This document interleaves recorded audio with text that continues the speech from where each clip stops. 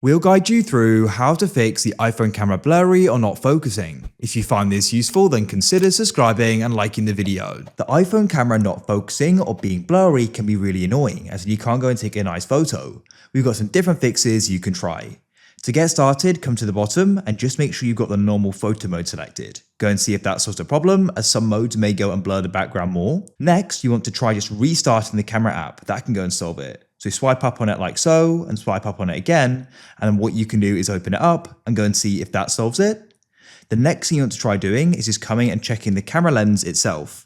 If it's dirty, it'll score debris on it, then this can go and cause it not to go and focus. So you can go and get a soft cloth and you can go and wipe them off like so, and make sure they're nice and clean like so, and there's nothing on them, which could be causing a problem.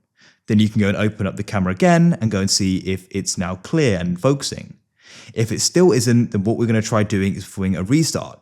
To do that, press the increase volume button, then the decrease, and hold down the side power button. What you need to do is go and keep this held down. Shortly, your phone screen will go black. Keep it held down until you see the Apple icon, and at this point, it means it's restarting. Release now. When it starts again, open up the camera app and hopefully it's solved.